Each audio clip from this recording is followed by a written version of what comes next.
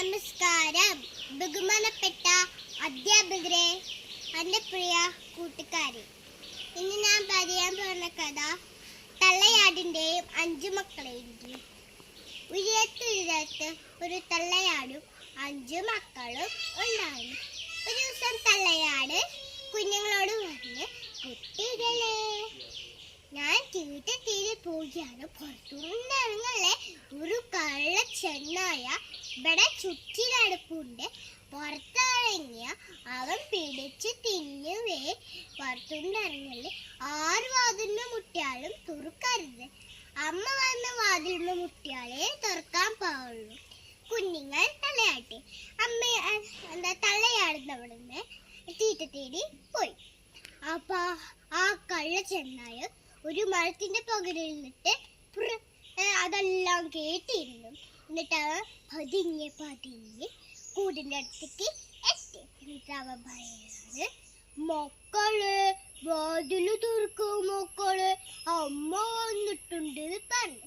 അത് കേട്ട അവിടുത്തെ കുഞ്ഞാൻ പറഞ്ഞു, ഇത് നമ്മുടെ അമ്മയുടെ ശബ്ദമല്ലല്ലോ, നമ്മുടെ അമ്മയുടെ ശബ്ദം നല്ല മധുരമുള്ളതാണല്ലോ. അപ്പൊ അത് കേട്ട ചെന്നായ വേഗം ഓടി പോയി ശബ്ദങ്ങളെല്ലാം ശരിയാക്കി വീണ്ടും അവൻ തിരിച്ചു വന്നു. എന്നിട്ട് അവൻ പറയാണ്, മക്കളെ വാതിൽ തുറക്ക്, മക്കളെ അമ്മ വന്നിട്ടുണ്ട് പറഞ്ഞു. അത് കേട്ട കുഞ്ഞാട് പറഞ്ഞു, ഇത് നമ്മുടെ അമ്മയുടെ കാലല്ലല്ലോ, നമ്മുടെ അമ്മയുടെ കാലിൽ നല്ല ഊർത്ത നഖം കൊണ്ട് നല്ല വെളുത്ത കാലാണല്ലോ. അത് കേട്ട ചെന്നായ വേഗം ഓടിപ്പോയി നഖങ്ങളെല്ലാം വെട്ടി വെള്ള പെയിഞ്ചടിച്ച് അവൻ വീണ്ടും വന്നു. എന്നിട്ട് അവൻ അവരോട് പറയുന്നു, മക്കളെ വാതില് തുറക്ക്, മക്കളെ അമ്മ വന്നിട്ടുണ്ട്. അത് കേട്ട അവിടുത്തെ കുഞ്ഞാട് പറഞ്ഞു, ഇത് നമ്മുടെ അമ്മ തന്നെ. അവനോട് ചാടി വാതിൽ തുറന്നു. എന്താ ചെന്നായ? അവൻ എല്ലാവരെയും പിടിച്ച് വിഴുങ്ങി. അവന്റെ വയറ് വലിയതായി. എന്നിട്ട് അവൻ നടന്ന് പോയി ഒരു മരത്തേനെ സുഖമായി കിടന്ന് ഉറങ്ങി. എന്നിട്ട് കുറച്ചു നേരം കഴിഞ്ഞപ്പോ തള്ളയാട് തിരിച്ച് എത്തി.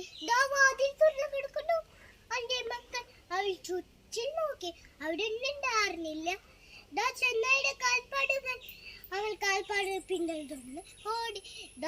അവിടെ മരത്തിൽ സുഖമായി ഉറങ്ങുന്ന ചെന്നായ അവന്റെ വയറ് കുറച്ച് ഇങ്ങനെ അനങ്ങുണ്ടായിരുന്നു.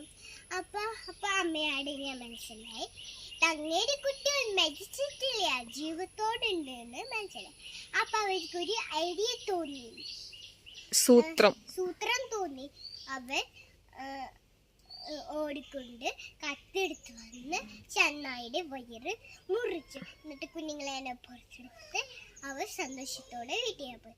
ദുഷ്ടനായ ചെന്നായിയുടെ കഥ കഴിഞ്ഞു. Thank you. നമസ്കാരം.